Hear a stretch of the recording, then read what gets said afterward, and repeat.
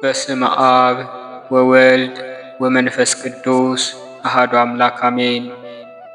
እንኳን ለኃያሉና ለገናናው መልአክ ለቅዱስ ገብርኤል ዓመታዊ የክብረ በዓሉ መታሰቢያ ቀን እንደዚሁም ለሕፃኑ ቅዱስ ቂርቆስና ለእናቱ ለቅድስት ኢየሉጣ በዚህችም ቀን ታስበው ለሚውሉ ቅዱሳን ዓመታዊና ወርሃዊ በዓላቸው በሰላምና በጤና አደረሳችሁ አደረሰን። ሐምሌ 19 በዚች ቀን ቅድስት ቤተ ክርስቲያናችንና መላው የክርስቲያን ወገኖች ታላቁ መልአክ ቅዱስ ገብርኤል ያደረገውን ድንቅ ሥራና ተአምር በታላቅ ደስታና ምስጋና የምናስብበት የከበረ ቀን ነው። በዚህም ዕለት ይህ ኃያል መልአክ ልዑለ ራማ ቅዱስ ገብርኤል በጨካኙ ለእስክንድሮስ ዘመን ስለ ክርስቶስ ስም ሲሉ በነሐስ ብረት ወደ ፈላ ውሃ ውስጥ የተወረወሩትን ሕፃኑን ቅዱስ ቂርቆስና እናቱ ቅድስት ኢየሉጣን ያዳነበት ታላቅ የድል ቀን ነው። ይህ ታላቅ መልአክ ቅዱስ ገብርኤል የብርሃን ክንፎቹን ዘርግቶ ልጆቹ ወዳጆቹ የምንሆን ሁላችንን የክርስቲያን ወገኖችን ይጠብቀን። ሕፃኑ ቅዱስ ቂርቆስንና እናቱ ቅድስት ኢየሉጣን ከፈላ ውሃ ያዳነ ሰለስቱ ደቂቅንም ከሚነድ እሳት ያወጣ እኛንም ከዚህ ዓለም ከክፉ ፈተና ከጭንቅና ከድንገተኛ አደጋ ሁሉ በኃይለ ረድኤቱ ይጋርደን። የታመሙትን በምልጃ ይፈውስልን፣ ያዘኑትን ያጽናናልን፣ በሰው ሀገር በስደት በመከራ ውስጥ ያሉትን ይጠብቅልን፣ ለሀገራቸውም ያብቃልን። ሀገራችንን ሰላም ያደርግልን፣ ቤታችንንም በበረከት ይሙላልን ለዘላለሙ አሜን። ውድ የቴዎቶኮስ ሚዲያ ቤተሰቦች ይህንን የጸሎት መርሃ ግብር ስትከታተሉ ቪዲዮውን ላይክ እና ሼር እያደረጋችሁ ለብዙዎች አዳርሱልን። ኮሜንት ላይም በመግባት 3 ጊዜ አሜን እያላችሁ በመጻፍ አገልግሎታችንን አበረታቱ። ለቻናሉም አዲስ ከሆናችሁ ሰብስክራይብ በማድረግ ቤተሰባችን ይሁኑ። ከዚህ በመቀጠል በወርሃ ሐምሌ የሚጸለይ የሊቀ መላእክት የቅዱስ ገብርኤልን ድርሳንና የተአምሩን ዜና እንደዚሁም የመልክ ምስጋናውንና የዕለቱን ስንክሳር እንደሚከተለው እናሰማለን።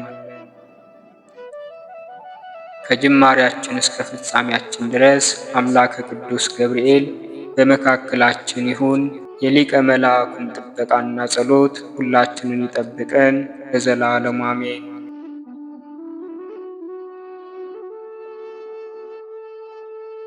ድርሳነ ገብርኤል ዘሐምሌ።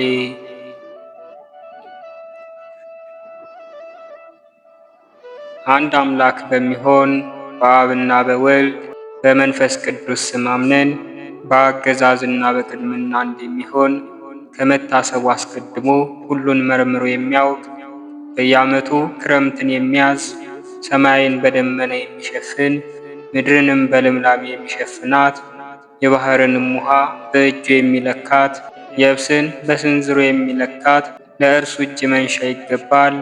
ለእኛም ከእርሱ ደህንነትን መለመን የሚገባን ልዑል አምላካችን የከበረ የተመሰገነ ይሁን። በሰማይ የሚኖሩ የሰራዊት አለቃ የሚሆን የቅዱስ ገብርኤል ድርሳን ይህ ነው። በሐምሌ 19 ቀን የሚነገር የአምላኩ ኃይል በወዳጆቹ ላይ ይሁን ለዘላለሙ አሜን። ሹምን ለእስክንድሮስ ጭፍሮቹን እንደዚህ ብሎ አዘዛቸው። ይህንን የብረት ጋን አምጡልኝ፣ በውስጡም ጨውና ባሩድ፣ ሙጫና የደሮ ማር፣ እርሳስና ብረትን፣ ቅንጭብና ቁልቋል ጨምሩበት። ጭፍሮችም ያዘዛቸውን ፈጽመው መጥተው ያዘዝከንን ሁሉ ጨመርንበት፣ እርሱም ነዶ ፈልቷል አሉት። ድምፁም እንደ ነጎድጓድ ይሰማል፣ ወላፈኑም እንደ ፀሐይ ያንጸባርቃል። የፍላቱም ኃይል 14 ክንድ ያህል እየዘለለ ይወጣል። በውስጡ የሚጣሉትን ሰዎች እዘዝ። ያን ጊዜ ሕፃን ቂርቆስንና እናቱ ኢየሉጣን ይዘው ከእስር ቤት አወጧቸው። በክርስቶስ ስም ስላመኑ በእስር ቤት አግብተው አስረዋቸው ነበርና።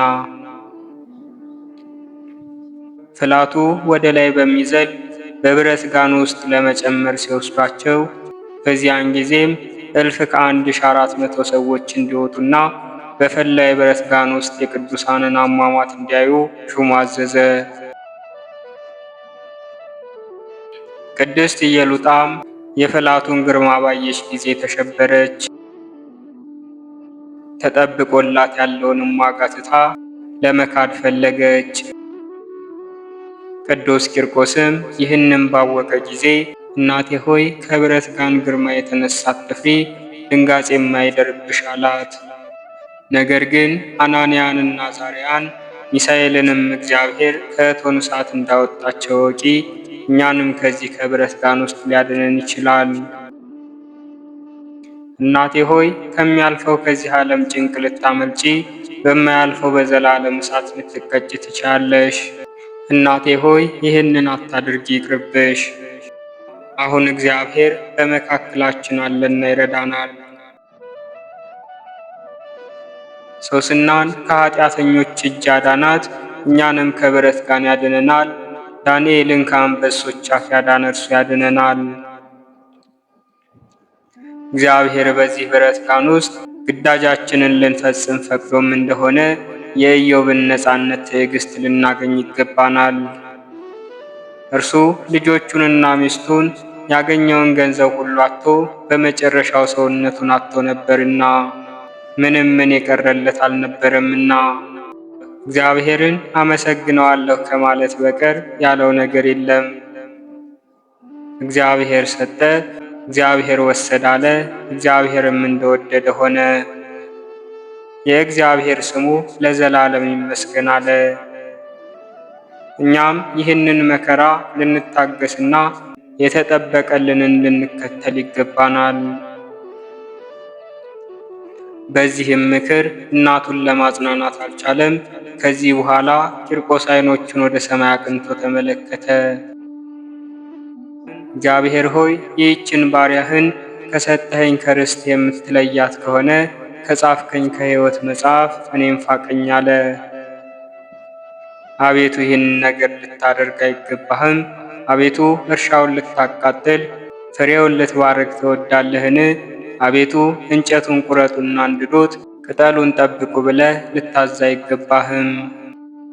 እንጨቱንም ቅጠሉንም ጠብቁ ብለህ እዘዝ እንጂ። ይህ አይገባህም። ያመነብህ ሁሉ ይህን ያይ ዘንድ ማዳን የሚችል አምላክ ኖሯቸው ቢሆን ኖሮ ከዚህ ከእሳት ባልሸሹም ነበር ብሎ እንዳይጠራጠር። ዲያብሎስ ከባለስልጣኑ ይልቅ እኔ በረታው ቅዱሳኑንም ድል ነሷቸው ብሎ እንዳይመካ፣ ከመንጋውም አንድ በግ ቀማሁ እንዳይል አቤቱ የኃይል መንፈስ ለእናቴ ስጣት አበርታትም። በዚያን ጊዜ ዲያብሎስ ከእርሷ ሸሽቶ ሄደ። ከዚህ በኋላ ቅድስት እናቱ እንደዚህ አለች። በመንግሥተ ሰማያት አባት የሆንከኝ ልጄ ሆይ ጌታ ኃይል ሰጠኝ፣ የሚጠብቀንን ገድላችንን እንፈጽምና ድል እንንሳ አለችው። የብረት ጋኑን ሲነድ ሳየው በምንጭ ላይ በስቶ እንደሚወርድ ጠል ሆኖ አየዋለሁና። ቅዱሳንም ይህንን ሲነጋገሩ አንስተው ከብረት ጋኑ ውስጥ ጨመሯቸው። በውስጡም አንገትን የሚቆለምም ልብን የሚያጣምም ሆድን የሚሰነጥቅ ስርንም የሚበጣጥስ መሳሪያ አለበት። ከዚህ በኋላ ሊቀ መላእክት ቅዱስ ገብርኤል ከሰማይ ወረደና የብረት ጋኑን እሳት አጠፋው። ከቅዱሳንም አንዱን እንኳን ሳይነካው የብረቱ ጋን ማቃጠሉና መፍላቱ ጸጥ አለ። አሁንም ወንድሞቻችን በጭንቃቸው ጊዜ ከሰማዕታትና ከጻድቃን ወገን እንዳይለዩ ወቁ፣ ገድላቸውን እስከሚፈጽሙ ድረስ። እግዚአብሔር ኃጢአታቸውን ይቅር ይላቸው ዘንድ ለኃጥአንም ወደ እግዚአብሔር ይጸልይላቸዋል። እኛም በየወሩ በዓሉን እያከበርን ይህንን መልአክ ቅዱስ ገብርኤልን አማላጅ ወዳጅ እናድርገው። በዚህም በወዲያኛውም ሊረዳን ይችላል። በረከቱ ሁላችንን ይጠብቀን ለዘላለሙ አሜን። ሹሙን ለእስክንድሮስም 14 የተሳሉና የጋሉ ብረቶችን ያመጡ ዘንድ ዳግመኛ አዘዘ። ሰባቱም በእናቱ አካል ሰባቱም በእርሱ አካል ውስጥ ይተክሉ ዘንድ ከእነዚህም ሁለቱም በጆሮቹ፣ ሁለቱም በዓይኖቹ፣ ሁለቱም በአፍንጫዎቹ፣ አንዱም በልቡ ይተክሉ ዘንድ። ያን ጊዜ ሊቀ መላእክት ቅዱስ ገብርኤል ከሰማይ ወረደና እሳቱን አጠፋው። እሳቱም እንደ በረዶ ቀዘቀዘ። ዳግመኛም የሕፃኑን ራስ ከነቆዳው ገፈው በእሳቱ ውስጥ ይጨምሩ ዘንድ ሹሙ አዘዘ። ዳግመኛም መልአክ መጥቶ ይህንን መከራ ከእርሱ አራቀለት። ዳግመኛም በመቃን ውስጥ ጨምረው በገመድ እንዲሰቅሉ ታዘዘ። ከዚህም ሁሉ መልአኩ አዳነው። ልመናው ሁላችንን ሕዝበ ክርስቲያን ይጠብቀን ለዘላለሙ አሜን።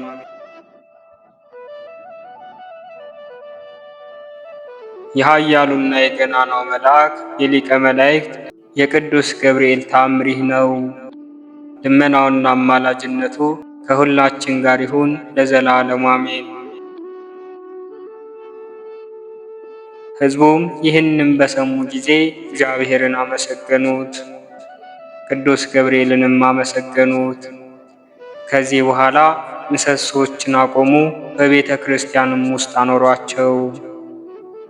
ዳግመኛ ሰይጣን በሽማግሌ መነኩሴ አምሳል ተመስሎ ታየ። ዕድሜውም 100 ዘመን ያህል የደረሰ መስሎ ታየ። መጥቶም ወደ ሰራተኞች አናጢዎች አጠገብ ቀርቦ የዚህ ቦታ ኃላፊ ማን ነው ብሎ ጠየቃቸው።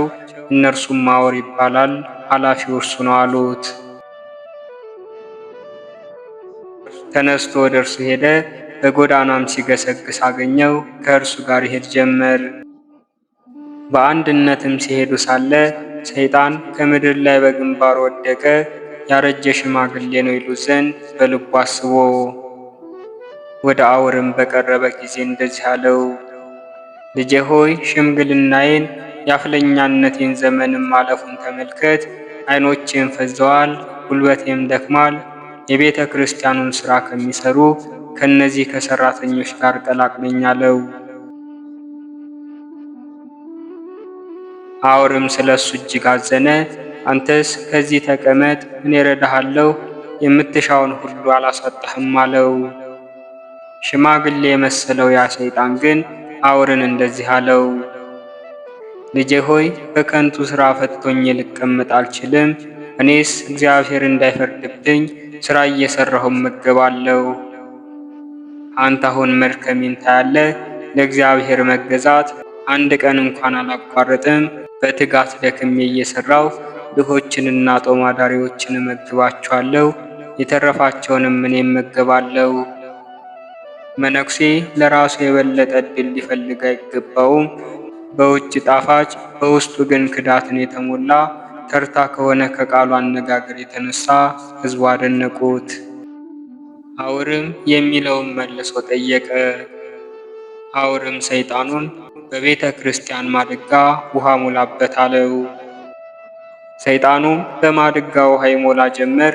ውሃውንም ተሸክሞ ሲሄድ ከቤተ ክርስቲያኑ በር አጠገብ በደረሰ ጊዜ ማድጋውን ጥሎ ይሰብርና ውሃውን ያፈሰዋል። ራሱም እንደዚህ ይላል፣ ከባህሩ ላይ ማድጋውን የሰበርኩት እንደሆነ ሸክማቸው የቀለለ ባዷቸውን ይሄዳሉ። የውሃውም ምንጭ ትንሽ ነው፣ ከገዳሙም ብዙ ሩቅ ነው። እነዚህም እንስሳዎች ውሃ ከመሸከም የተነሳ ኃይላቸውን አደክማለሁና ወዲያና ወዲህ እንዲራወጡ አረጋቸዋለሁ። እንዲህም የውሃው ፍሳሽ ይደርቃል። ከዚህም ቀጥሎ የቤተ ክርስቲያን የግንብ ሥራ እንዲቋረጥ አደርጋለሁ። ውሃ ካልተገኘ ይህ ቦታ በምን ይሰራል አለ። እንዳሰበውም አደረገ። ሰራተኞችና ኩሊዎችም በእርሱ ላይ አንጎራጎሩ፣ ውሃም እንዳይሞላ ከለከሉት። ስለ ውሃውን ፈንታ ለአናጢዎች ድንጋይ እንዲያቃብል አደረጉት። ይገላቸውም ዘንድ በሰራተኞች በራሳቸው ላይ ድንጋይ ይጥልባቸው ጀመር። ዳግመኛም ሁለት ኃይለኞች ጎልማሶች ሊሸከሙት የማይችሉት እጅግ ከባድ የሆነ ታላቅ ድንጋይ አንስቶ ከሰራተኞቹ በአንዱ ራስ ላይ ጣለና ገደለው። ያም ድንጋይ ሰው ከገደለ በኋላ እየተገላበጠ ሲወርድ ሁለት ሌሎች ወንዶችን አቆሰለ። ያም ሰይጣን በክፉ ስራው ሰው እንደሞተ ባየ ጊዜ ያን ጊዜ ሽማግሌ ሰው መስሎ የነበረው ሰይጣን አሰምቶ ጮኸ። በዚህ ቦታ ግፍ መስራት፣ መቀማት፣ ነፍስ መግደል አለ። ዛሬስ የቤተ ክርስቲያኑን ሥራ መተው በተሻላችሁ ነበር። ከቶ የእግዚአብሔር ፍጥረት ከሚጠፋ የቤተ ክርስቲያን ሥራው ቢቀር ይሻላል። ይህንንም እንደዚህ እያለ ሲናገር የንጉሥ ጭፍራ ሹም መጣ፣ ብዙ ሰራዊትም አስከትሏል። ሽማግሌ መስሎ የታየው ሰይጣንም ፈጥኖ ሄደና በሹሙ ፊት እንደዚህ እያለ ሰገደ። ከንጉሡ በታች ገዢ አንተ ነህና ጌታዬ እለምንሃለሁ፣ ዛሬ በዚህ የተደረገውን ግፍና የሰውን ነፍስ መግደል ትመራመርና ትገልጥ ዘንድ እለምንሃለሁ። ሰራተኞችና ናጢዎች በአንድ ደካማ ሰው ላይ ባድማ ተነስተው በታላቅ ድንጋይ ገደሉት፣ ሬሳውን በዚህ ወድቋል አለ። እግዚአብሔር ንጉሶችንና መኳንንትን በምድር ላይ አስነስቷል። በግፍና በመግደል ከሚቀሟቸው በፍትህና በርትዕ ድሆችን ይጠብቁ ዘንድ ሹም። ጌታዬ ሆይ እነግርሃለሁ፣ እነዚህ ሰዎች ቤተ ክርስቲያን እንዲሰሩ የምትፈቅድና የምታሰናብታቸው ከሆነ ብዙ ሰዎች ያልቃሉ።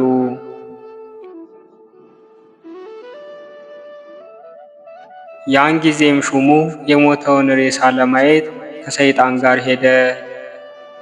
ሬሳውን ባየ ጊዜ ወደ ንጉሥ የወስደው ዘንድ አውርን ያዘው። የደብሩም ማኅበር ተነስተው ሹሙን ስለ እርሱ ማለዱት።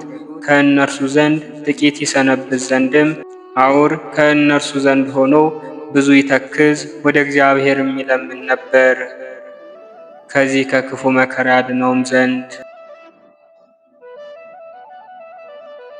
በዚህ አይነት ጭንቀት ሳለ ሊቀ መላእክት ቅዱስ ገብርኤል ተገለጠለት። እግዚአብሔር የመረጠህ አውር ሆይ ደስ ይበልህ አለው። ስለዚህ ሥራ አትዘን፣ ነፍስህንም አታበሳጫት። ያንን ሽማግሌ ፈጥነህ ሂድና ያዘው፣ ያን ጊዜ ማን እንደሆነ ታውቃለህ አለው። ሊቀ መላእክት ገብርኤልም ሰይጣኑን አስሮ እንዲቀጣው ለአውር ሰጠው። በመቅደስ መካከል እንዲሰቅለውና በመግረፍ በማሰቃየትም እንዲቀጣው። ሰይጣንም በቀድሞ ዘመን መጥቼ የነበርኩ እኔ ነኝ እያለ ጮኸ። ሦስቱንም ሰዎች ያቆሰልኳቸው እኔ ነኝ ብሎ አውርን ይለምንለት ዘንድ ወደ ሹሙ ጮኸ። ከስራቱ ይፈታው ዘንድ በታላቅ ውርደት የሚሄድ ዘንድ አውር ሰይጣንን ፈታው። እነዚያን ሙታንን በሊቀ መላእክት በቅዱስ ገብርኤል ልመና የእግዚአብሔር ቸርነት ደገፈቻቸው። ያሹም ግን አውርን በኔቅሎም ገዳም ከመቀመጥ አላራቀውም።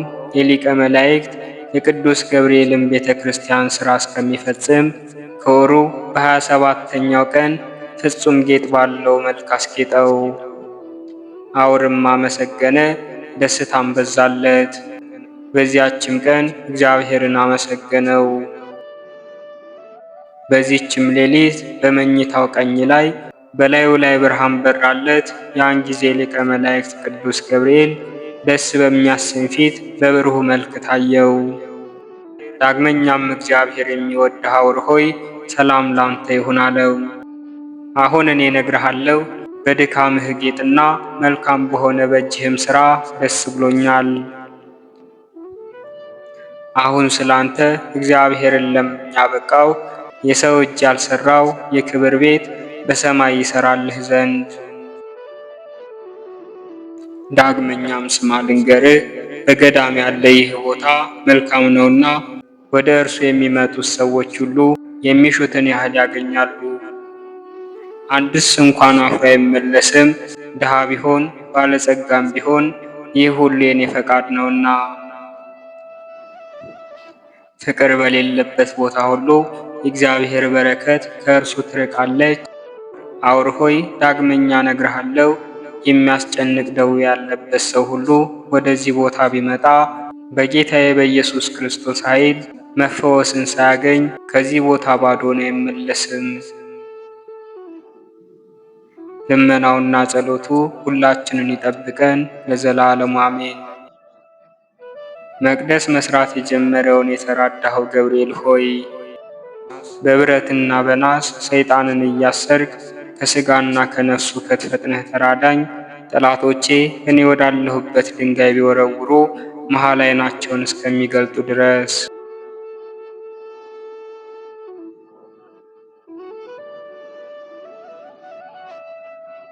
በበዓሉ መታሰቢያ ቀን የሚጸለይ የሊቀ መልአኩ የቅዱስ ገብርኤል የመልክ ምስጋና ይህ ነው። መልክዓ ገብርኤል። ሰላመ ገብርኤል እግዚአብሔር ሆይ ስለ ማርያም ክብር የቀረበውን የገብርኤል ሰላምታ አምልቻ አጉልቻ አይደለ በችሎታዬ መጠን እናገር ዘንድ የማስተዋል መጽሐፍ ልቦናን ስጠኝ። ፈጣሪ ሆይ አንደበቴ ሙሴ መናገር የማይችል ኮልታፋ እንኳን ቢሆን ጥበብን የሚገልጽ ምስጢርን የሚያስተረጉም ጰራቅሊጦስ አሮን አንደበት ይሁነኝ። ሰላም ለተፈጥሮትከ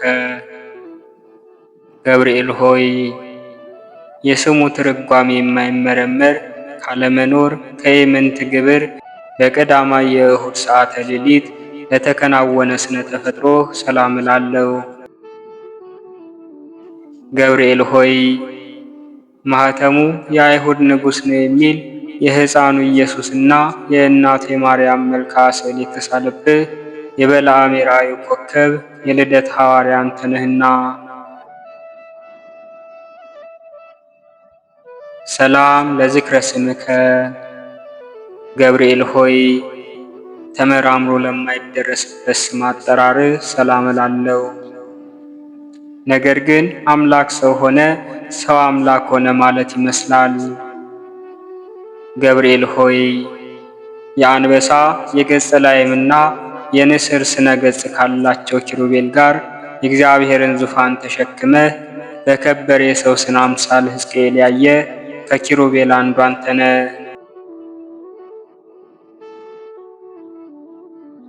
ሰላም ለርእስከ ገብርኤል ሆይ እግዚአብሔር ልዩ የሆነ የምስጋና ዘውድ ላቀዳጀው ራስህና ለስዕርተ ርእስህ እጅ እየነሳው ሰላም እላለሁ።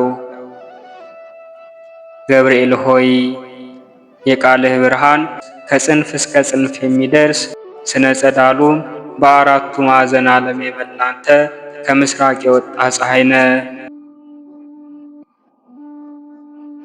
ሰላም ለገጽከ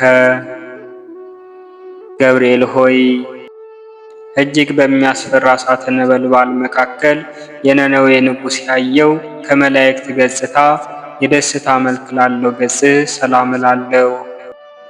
ገብርኤል ሆይ በንጽሕና ልብሰ ተክህኖ የተሰየምክ አንተ በፍርድ አይደለ በክርስቶስ ቸርነት ድን ዘንድ የነግሁና የሰርኩን መሥዋዕት በምታሳርግበት ጊዜ የእኔን የኃጥኡን ኃጢአት አስተስርይ። ሰላም ለቀራንብቲከ ገብርኤል ሆይ እንቅልፍ ለማይፈታተናቸው ለዓይኖች ቀራንብትና ዓለምን በብርሃናቸው ለሚያገለግሉ ከዋክብት ዓይኖቼ ሰላም እላለሁ። ገብርኤል ሆይ አንተም የሰላም ዕረፍት ትሰጠን ዘንድ ትጋ። ቅዱስ ሚካኤል ለሙሴ ጠባቂ ሆኖ በተሾመ ጊዜ ታላቁን የኤርትራን ባህር ከፍሎ አሻግሮታልና።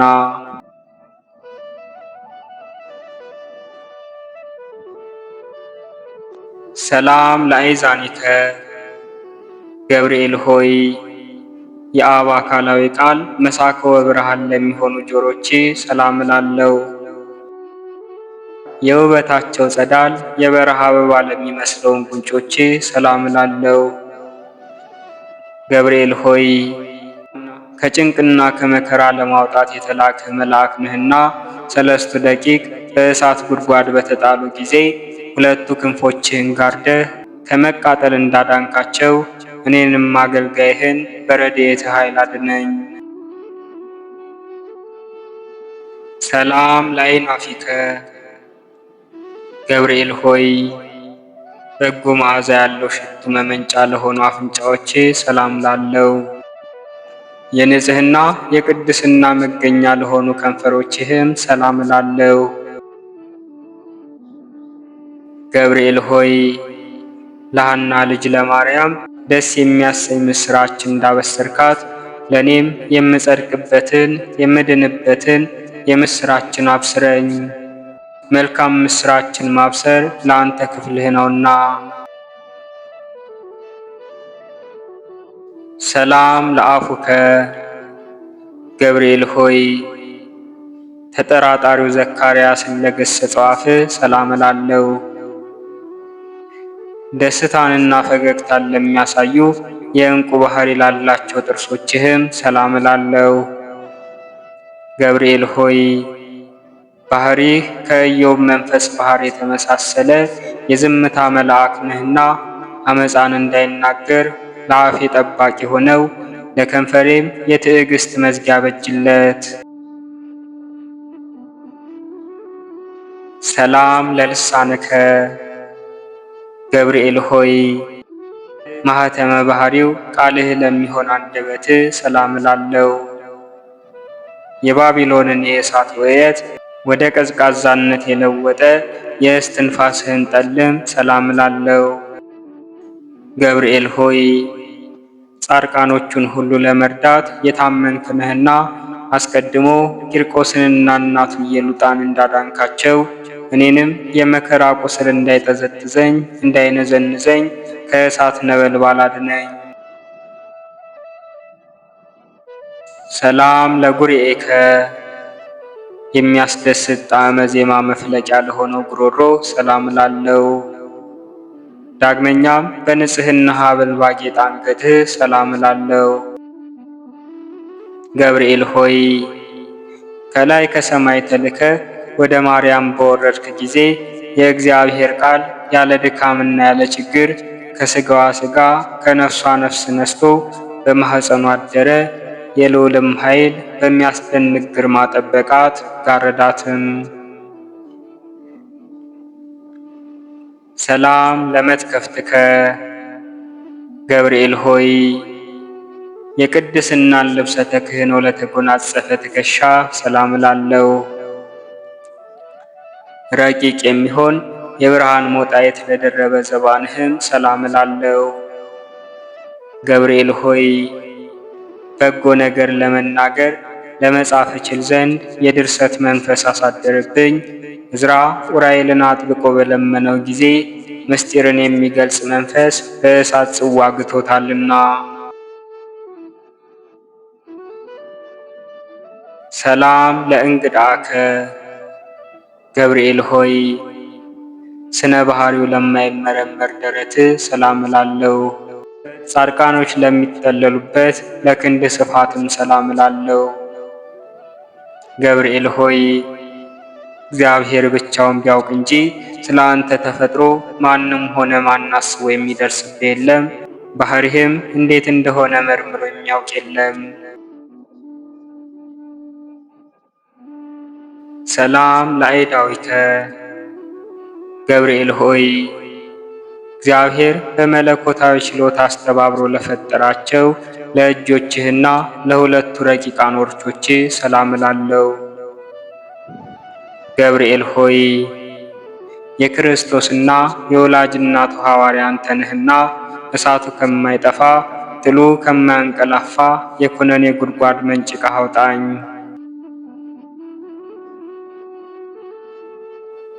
ሰላም ለኩርናእከ ገብርኤል ሆይ ከዳራንና ከቂሮስ እስከ ክርስቶስ መወለድ ያለውን ዘመን መጥኖ የከነዳ ክንድህንና እደ ኩርናህን ሰላም እላለሁ። ገብርኤል ሆይ ያዘኑትን የምታረጋጋ ጻድቃንን የምትጎበኛቸው አንተ ስለሆንክ ሐዘንን የሚያስረሳ የደስታ ወይን አጠጣኝ። ላዘኑ ለተከዙ ወይን ያጠጣቸው ዘንድ ሕግ ተሰርቷልና። ሰላም ለእራህከ ገብርኤል ሆይ ቡሩክ ጸጋን ለሚለግስ መዳፍ ሰላም እላለሁ። የክቡር መልአክ ጣቶች ለሚሆኑ ነበልባላዊ ጣቶችህም ሰላም እላለሁ። ገብርኤል ሆይ ወደ እውነተኛው አምላክ አደራ አስጠብቀኝ።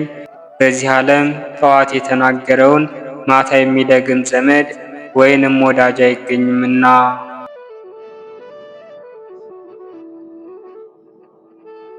ሰላም ለአጽፋረዴከ ገብርኤል ሆይ ብርሃናትን ለተጎናጸፉ ለጣቶች ጥፍር ሰላም ላለው። በሁለት እሳታውያን አክናፍ ላሸበረቁ ጎኖችህም ሰላም ላለው። ገብርኤል ሆይ ስለ እኔ ሕይወቱን አሳልፎ የሰጠውን ፈጣሪ በአርአያህና በአምሳል የፈጠርከውን እንዴት ታጠፈዋለህ? አሳምረህ ያነጽከውንስ ሕንፃ ስለምን ታፈርሰዋለህ? እያልክ ማልድልኝ። ሰላም ለከርስከ ገብርኤል ሆይ ምግቡ የምስጋና ጣዕመ ኅብስት ለሆነ ሆድ ሰላም እላለሁ። የሦስቱ ሕዋሳት አካል መሥዋዕት ለሆነው ጽሩይ ልቦናህም ሰላም እላለሁ። ገብርኤል ሆይ ስለዚህ አንተ የሕያዋን ሕያው ነህ። ሰው ግን ይሞታል፣ ወደ መሬትነቱም ይመለሳል። ሕይወቱም እንደ ጢስ ብንብላ ትጠፋለችና።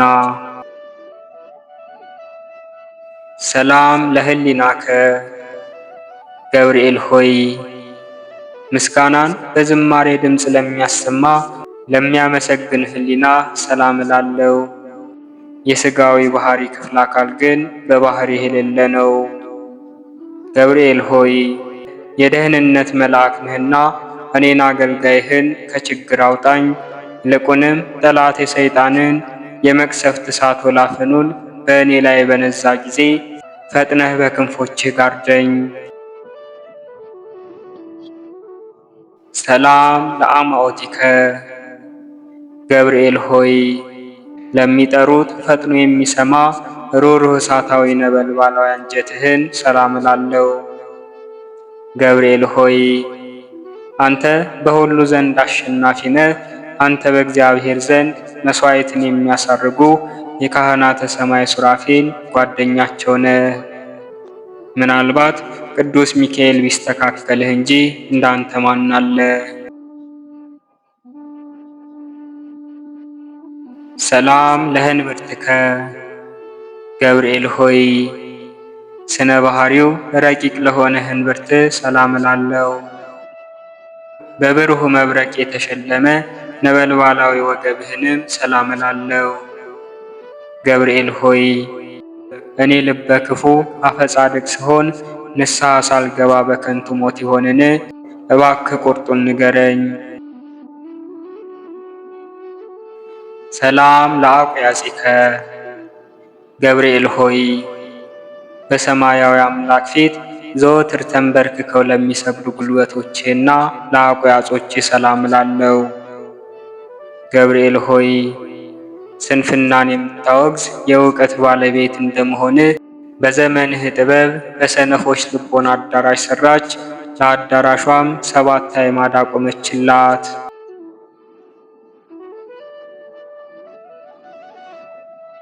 ሰላም ለአይጋሪከ ገብርኤል ሆይ ተውላጠ ስሙ ብልጣሶር ለሚባል በነቢዩ ዳንኤል ፊት በመገለጽ በኤፍራጥስ ወንዝ ዳርቻ ለቆሙ እግሮች ሰላም እላለሁ።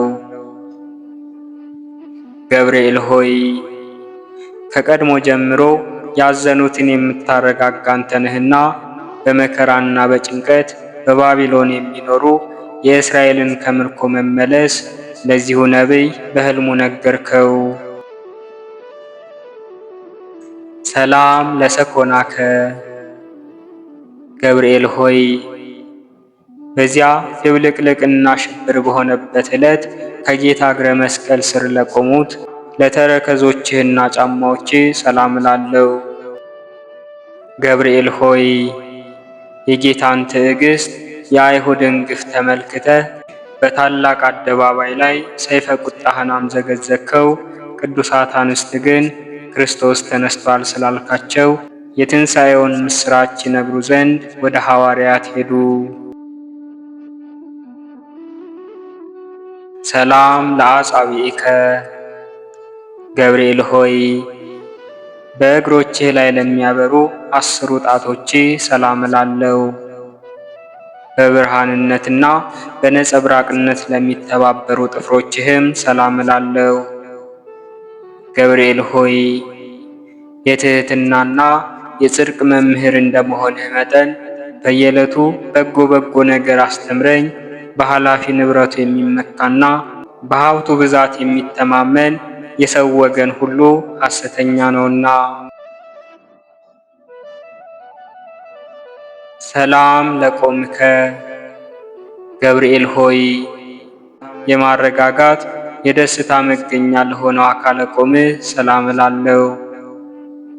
ከፍጥረተ ዓለም እስከ ዛሬ በሕያውነት ላለ ስነ መልክህም ሰላም እላለሁ። ገብርኤል ሆይ በየጊዜው የዘመኑን መድረስ አስረዳኝ። ልቦና እስራኤል ከፋርስ ምርኮኝነት ነፃ እስከሚወጣበት ድረስ ዳግመኛ ምድረ ርስት የምገባው መቼ ነው እያልኩ አስባለሁና። ገብርኤል ሆይ ከሰው ወገን ከቶ ጠዋትና ማታ እንደኔ ሐዘንና ትካዜ የሚበዛበት የለም። ከመላእክትም ወገን እንዳንተ ያዘኑትን የሚያረጋጋ የለም። ገብርኤል ሆይ ስለዚህ እኔም አውቄ እናንተን አምኜ ይህንን ያቀረብኩልህን ጸሎት እንደ ትልቅ ዋጋ ቁጥረህ የማረጋጋት ቃልህን አሰማኝ። የመላእክት አለቃ ገብርኤል ሆይ ሰላም ላንተ ይሁን። የጥንቱን የመዳን ተስፋ በመስበክ አዲስ የምስራች ዜና ለመናገር በክብር ወደ ድንግል ማርያም ተላክህ። ገብርኤል ሆይ ሰላም እልሃለሁ። የኤልሳቤጥ ልጅ ዮሐንስ ከተጸነሰ በኋላ ለዳዊት ልጅ ምስራች ትነግር ዘንድ ወደ ገሊላ ምድር የተላክህ ገብርኤል ሆይ ሰላም እልሃለሁ። ገብርኤል ሆይ ሰላም ላንተ ይሁን። ድንግል ማርያምን ቃልህ ሰላም ላንቺ ይሁን ባላት ጊዜ ከስጋዋ ስጋ ከነፍሷ ነፍስ ነስቶ ያን ጊዜ መለኮት ከእርሷ ሰው ሆነ። ገብርኤል ሆይ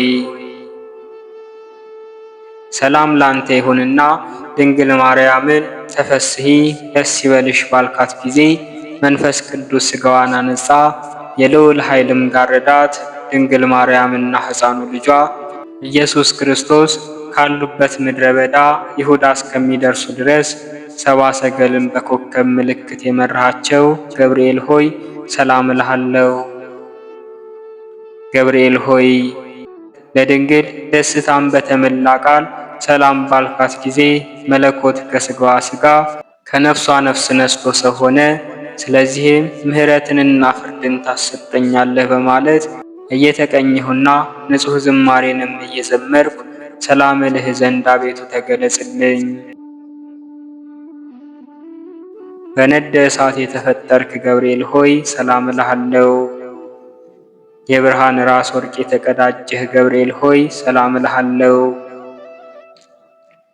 የአሸናፊና የኃይል መልአክ ገብርኤል ሆይ ሰላም እልሃለሁ። ከፍጹም ጥፋት እድን ዘንድ ክንፍህን ጋርድልኝ። ወደ ድንግል የተላክህ ገብርኤል ሆይ ሰላም ላንተ ይሁን። የደስታ ምስራች ተናጋሪ ገብርኤል ሆይ ሰላም ላንተ ይሁን። ነበልባላዊ ኦፈ ሰማይ ሆይ ሰላም ላንተ ይሁን። ደስታን አብሳሪ ሆይ ሰላም ላንተ ይሁን። የአካላዊ ቃልን የመጸነስ ብስራት በማኅፀነ ማርያም ማሳደርግ ሰላም ላንተ ይሁን። በመልአከ ሞት ከመውደቅ የምትታደግ ገብርኤል ሆይ ሰላም ላንተ ይሁን። አማላጅነትህን በመታመን ተስፋ እናደርጋለንና በመዓልትም በሌሊትም አንተ ጠብቀን። ለዘላለሙ አሜን።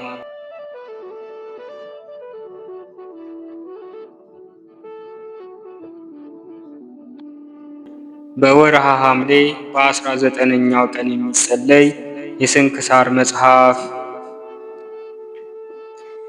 አንድ አምላክ በሆነ በአብ በወልድ በመንፈስ ቅዱስ ስም ሐምሌ 19 በዚች ቀን ስማቸው ሱርስ፣ ህርማን፣ ያኑፋ፣ ስንጥያና የሚባሉ የእስያ ሀገር ሰዎች በሰማዕትነት ሞቱ። የሰማዕትነታቸው ምክንያትም እንደዚህ ነው። መኮንኑ አርያኖስ ወደ እስና ከተማ 3 ጊዜ ደረሰ። በመጀመሪያ የተባረከች መስተጋድል የሆነች ዳላዥን ገደላት። ስማቸውን አስቀድመን የጠራናቸው 4ቱንም ልጆቿን ገደላቸው። የሰማዕትነታቸውን ፍጻሜ ግንቦት 7 ቀን ሆነ። በሁለተኛውም ጊዜ ስማቸው አውሳፊዮስ፣ ታማን፣ ህርማን፣ ባኮስ የሚባል 4ቱን መኳንንት ገደላቸው። የሰማዕትነታቸውን ፍጻሜ ሰኔ 7 ቀን ሆነ። በሦስተኛም ጊዜ በቤቷ ውስጥ በአልጋዋ ላይ ተኝታ የነበረችውን አሮጊት የአርያኖስ ወታደሮች ስለ እነዚህ ቅዱሳን ከጠየቋት በኋላ ገደሏት።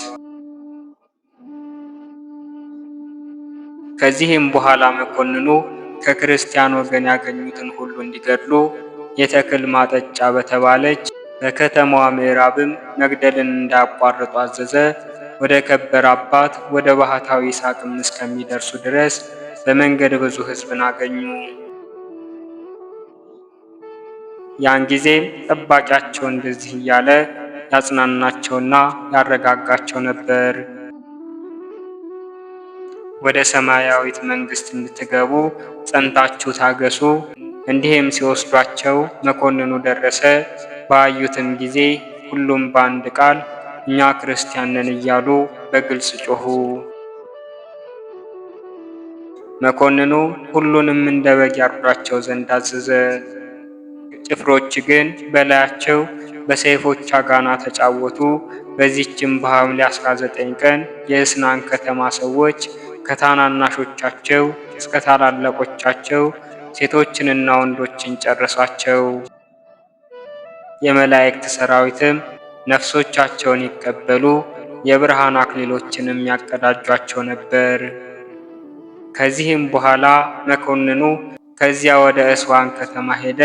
ሁለተኛም ወደ እስና ከተማ ተመልሶ 3 ገበሬዎችን የእርሻ ዕቃቸውን ተሸክሞ አገኘ።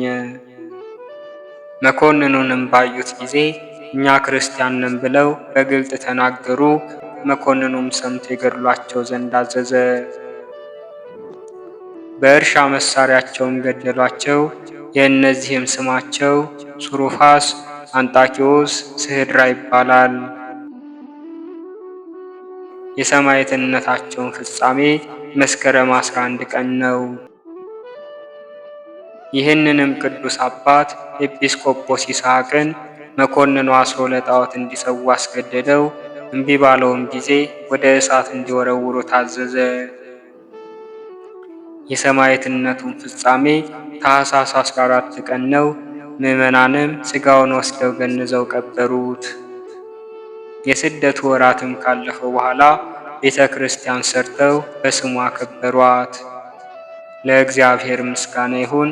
እኛንም ለሰማዕታት ሁሉ በጸሎታቸው ይማረን፣ በረከታቸውም ከእኛ ጋር ትኑር ለዘላለሙ አሜን። በዚህችም ቀን ሕፃኑ ቅዱስ ቂርቆስና እናቱ ኢየሉጣ በሰማዕትነት መከራ ተቀበሉ። ይህም ሕፃን ዕድሜው 3 ዓመት ሲሆነው ከሮሚ ሀገር ወደ ሌላ ሀገር እናቱ ይዛው ሸሸች። በዚያም የሸሸችውን መኮንን አገኘችው። ሰዎችም ነገር ሰሩባት፣ ወደ እርሱ አስቀረቧትና ስለ አምልኮ ጠየቃት። እርሷም መኮንን ሆይ ዕድሜው 3 ዓመት የሆነው ሕፃን አለ። አማልክቶችህን ማምለክ መልካም እንደሆነ ወይንም እንዳልሆነ ያስረዳ ዘንድ እርሱን ጠይቀው አለችው። ሕፃኑም ወዳለበት ጭፍራውን ልኮ ወደ እርሱ አስመጣው። ሕፃኑም ፊቱ ብሩህና ደስተኛ እንደሆነ አየውና አንተ ደስተኛ ሕፃን ሆይ እንዴት አለህ አለው።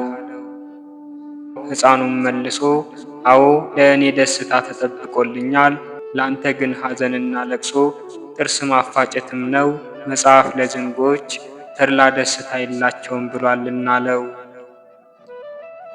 እግዚአብሔር ኃይልንና ንግግርን ሰጥቶታልና ብዙ ተናገረ። በዚያም ያሉትን እስካስደነገጣቸው ድረስ ንጉሡን መኳንንቱንና ጣዖታቱን ረገማቸው። ከብርታቱም የተነሳ አደነቁ። መኮንኑም ባፈረ ጊዜ በአይነቱ በሆነ ስቃይ ታላላቆች የማይችሉትን ታላቅና አስጨናቂ የሆነ ስቃይን አሰቃየው። እናቱንም ከእርሱ ጋር እንደርሱ አሰቃያት። እግዚአብሔርም ያለምንም ጉዳት ያነሳቸው ነበር። ብዙዎች አሕዛብም ይህንን አይተው አደነቁ። ክብር ይግባውና በጌታችን ኢየሱስ ክርስቶስም አምነው በሰማዕትነት ሞቱ። የሰማዕትነትንም አክሊል ተቀበሉ። በሕፃኑ ላይም የመንፈስ ቅዱስ ጸጋ አደረበት። ታላላቅ ድንቆችና ተአምራቶችንም አደረገ። ብዙዎች በሽተኞችንም አዳናቸው። ከዚህም በኋላ መኮንኑ በታላቅ የነሐስ ጋን ውስጥ ውሃ ጨምረው በእሳት ያፈሉት ዘንድ አዘዘ። የፍላቱም ድምፅ እንደ ክረምት ነጎድጓድ ሆነ። ያን ጊዜም ፍርሃትና የሃይማኖት ጉድለት በእናቱ ላይ ደረሰባት። ሕፃኑም ስለ እናቱ ወደ እግዚአብሔር ጸለየ። ያን ጊዜ ጌታችን ልቧን ወደ ሰማይ አሳርጎ ለቅዱሳን ሰማዕታት የተዘጋጁ የብርሃን ማደሪያዎችን አየች። ከዚያም በኋላ ጸናች፣ እግዚአብሔርንም አመሰገነችው። ልጇንም ልጅ ሆይ ከእንግዲህ አንተ አባቴ ነህ፣ እኔም ልጅህ ነኝ አለችው። ያቺ ከእኔ የተወለድክባት ቀንም የተባረከች ናት አለች። ወደዚያ ወደ ጋኑ ውስጥ በገቡ ጊዜም የውሃው ፍልሃት እንደ ንጋት ጊዜ ውርጭ ቀዘቀዘ። ከእግዚአብሔር የታዘዘ የመላእክት አለቃ ቅዱስ ገብርኤል ከሰማይ ወርዶ የእሳቱን ኃይል አቀዝቅዞታልና። ከዚህም በኋላ መኮንኑ ሥጋቸው ተቆራርጦ እስከሚወድቅ ድረስ በመቃጥን ውስጥ አድርገው እንዲጎትቷቸው አዘዘ። ከእግዚአብሔርም የታዘዘ መልአክ አዳናቸው። መኮንኑም በታላቅ ስቃይ ያሰቃያቸው ዘንድ አስቦ እስከሚመክር ድረስ በወህኒ ቤት ዘጋባቸው። ያን ጊዜም ክብር ይግባውና ጌታችን ኢየሱስ ክርስቶስ ወደ ሕፃኑ ቂርቆስ ወርዶ አጽናናው፣ አረጋጋውም። ስሙን ለሚጠራና መታሰቢያውን ለሚያደርግ ቃል ኪዳን ሰጠው። ለእግዚአብሔር ምስጋና ይሁን። እኛንም በቅዱስ ቂርቆስና በኢየሉጣ ጸሎት ይማረን፣ በረከታቸውም ትድረሰን ለዘላለሙ አሜን። በዚህችም ቀን ትዕማዳን ከምትባል ከተማ ብልህ የሆነ ቅዱስ በጥላን በሰማዕትነት ሞተ። አባቱም አረማዊ ነበረ፣ ስሙም አውሱጥቄዎስ ነበር። እናቱ ግን አማኝ ነበረች፣ ስሟም ኤልያና ነበር። ባደገ ጊዜም አባቱ ጥበብን ሁሉ አስተማረው፣ እጅግም አዋቂ ሆነ። በበጥላም ቤት አቅራቢያም አንድ ቄስ ይኖር ነበር። በጥላንም በፊቱ ሲያልፍ መልኩንና እውቀቱን፣ ብልህነቱን፣ አስተዋይነቱንም ይመለከት ነበር። ከሃዲ ስለመሆኑም ስለ እርሱ ያዝን ነበር። ቄሱም በጥላንን መንገድ መርቶ ወደ ቀናች ሃይማኖት ያስገባው ዘንድ ክብር ይግባውና ጌታችን ኢየሱስ ክርስቶስን ለመነው። ስለ በጥላንም ልመናም ባዘወተረ ጊዜ በጥላን በእርሱ እጅ ያምን ዘንድ እንዳለው ጌታችን በራእይ ገለጠለት። ቄሱም ደስ አለው። ሁልጊዜም በፊቱ ሲያልፍ በጥላንን ያነጋግረውና ሰላምታም ይሰጠው ነበር። ስለዚህም በመካከላቸው ፍቅር ጸና። ከዚህም በኋላ በጥላን ወደ ቄሱ ቤት ይገባና ስለ ሃይማኖት ይነጋገር ነበር። ቄሱም ክብር ይግባውና የጌታችን የኢየሱስ ክርስቶስ ሃይማኖት ምን ያክል ክብር እንዳላት ለሚያምኑበትም ሁሉ ዕውቀትና ማስተዋል እንደሚሰጣቸው፣ ድንቆችና ታላላቅ ተአምራቶች እንደሚደረግላቸው፣ ታላቅ ፈውስም እንደሚያደርጉ ገለጠለት። በጥላንም ክብር ይግባውና በክርስቶስ የሚያምኑ ተአምራትን እንደሚያደርጉ ይህንም በሰማ ጊዜ እጅግ ደስ ብሎት በዚያ ቄስ ትምህርት በጌታ አመነ። ቄሱም ሁልጊዜ የሃይማኖትን ትምህርት ያስተምረው ጀመር። በአንዲት ዕለትም ቅዱስ በጥላን በከተማው አደባባዮች ሲያልፍ እባብ የነደፈውን አንድ ሰው ሲጨነቅ አየው። እባብም በእርሱ ዘንድ ቆሞ ነበር። በልቡም የመምህሬን ቃል ልፈትን፣ ክብር ይግባውና በክርስቶስ ካመንክ በስሙ ተአምራት ታደርጋለህ ብሎኛልና አለ። እባብ ወደ ነከሰውም ሰው ቀርቦ ኃይሉን ይገልጽለት ዘንድ እባቡንም የሚገድለው ዘንድ ሰውየውንም የሚያድነው ዘንድ ክብር ይግባውና ወደ እግዚአብሔር ረጅም ጸሎትን ጸለየ። ያን ጊዜም ሰውየው ያለምንም ጉዳት ድኖ በጤና ተነሳ። ከይሲውም ወደቀ፣ ወዲያውኑም ሞተ። የበጥላንም ሃይማኖቱ ተጨመረለት። ከዚህም በኋላ በጥላን ወደ ቄሱ ሄዶ የክርስትና ጥምቀትን ተጠመቀ። ሁልጊዜም ወደ ቄሱ እየመጣ ይማር ነበር። በአንዲት ቀንም ያድነው ዘንድ አንድ ዕውር ወደ እርሱ መጣ። የቅዱስ በጥላን አባትን ባየው ጊዜ ዕውሩን ከውጭ መልሶ ሰደደው። በጥላንም አባቱን ማን የፈለገኝ ብሎ ጠየቀው። አባቱም ልታድነው የማትችል አንድ ዕውር ነው አለው። እርሱም አባቱን የእግዚአብሔርን ክብር ታይ ዘንድ አለህ አለው። ይህንንም ብሎ ዕውሩን ጠራውና ዓይኖችህ ቢገለጡ ያዳንህን ታመልከዋለህን አለው። ዕውሩም አዎን አምናለሁ አለ። ቅዱስ በጥላን በዕውሩ ላይ ረጅም ጸሎትን ጸለየ። እጆቹንም በዕውሩ ዓይኖች ላይ አኑሮ እንድታይ በጌታችን በኢየሱስ ክርስቶስ ስም እመን አለው። ወዲያውኑም ዓይኖቹ ተገለጡ። አባቱም ይህን ድንቅ ሥራ ባየ ጊዜ ክብር ይግባውና በጌታ በኢየሱስ ክርስቶስ ከዕውሩ ጋር አመነ። ቅዱስ በጥላንም ወደ ቄሱ ወሰዳቸውና የክርስትና ጥምቀትን አጠመቃቸው። ከዚህም በኋላ ባሮቻቸውን ነፃ ወጡ፣ ገንዘባቸውንም ለድሆችና ለችግረኞች አከፋፈሉ።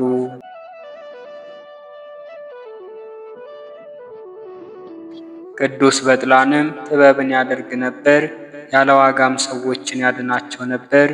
ነገር ግን ክብር ይግባውና በክርስቶስ እንዲያምኑ ይሻ ነበር። ስለዚህም ጥበበኞች ሰዎች በእርሱ ላይ ተነሱ። ወደ ንጉሥም ሄደው ከቄሱ ጋርና ከአዳነውም ዕውር ጋር በጌታችንም ካመኑ ከብዙዎች ጋር ከሰሱት። ወደ ንጉሡም በቀረቡ ጊዜ ንጉሡ ተቆጥቶ ለአማልክት ሰዉ አላቸው። ባልታዘዙለትም ጊዜ ራሶቻቸውን በሰይፍ አስቆረጠ። የሰማዕትነት አክሊልንም በመንግሥተ ሰማያት ተቀበሉ። ከዚህ በኋላ ቅዱስ በጥላንን የጸና ስቃይን አሰቃየው። ከእርሱም ድንቆችና ተአምራቶች ተገለጡ። በእጁም ብዙ ሰዎች ክብር ይግባውና በጌታችን አመኑ። በሰማዕትነትም ሞቱ። ንጉሡም አይቶ በበጥላን ላይ ተቆጣ፣ ለአንበሳም አስጣለው። አንበሳውም እግሩን ላሰው እንጂ ክፉ አላደረገበትም። ሁለተኛም ራሱን በሰይፍ ይቆርጡ ዘንድ አዘዘ። በዚህም ምስክርነቱን ፈጽሞ በመንግሥተ ሰማያት አክሊልን ተቀበለ። ለእግዚአብሔር ምስጋና ይሁን። እኛንም በከበሩ ሰማዕታት በጸሎታቸው ይማረን፣ በረከታቸውም ከእኛ ጋር ትኑር ለዘላለሙ አሜን። ዳግመኛም በዚህች ዕለት የአባ አቅራቦን የመቃርስና የስካ ሀገር ሰው የሙሴ መታሰቢያቸው ነው። በረከታቸው ከእኛ ጋር ትኑር ለዘላለሙ አሜን። አነሳስቶ ላስጀመረን አስጀምሮም ላስፈጸመን ለልዑል አምላካችን ክብርና ምስጋና ይድረሰው። የሊቀ መልአኩ የቅዱስ ገብርኤል ምልጃና ተራዳይነት የሰማዕታቱ የሕፃኑ ቅዱስ ቂርቆስና የእናቱ የቅድስት ኢየሉጣ ቃል ኪዳንና ምልጃ ሁላችንን ይጠብቀን ለዘላለሙ አሜን። ወስብሐት ለእግዚአብሔር ወለወላዲቱ ድንግል ወለመስቀሉ ክቡር።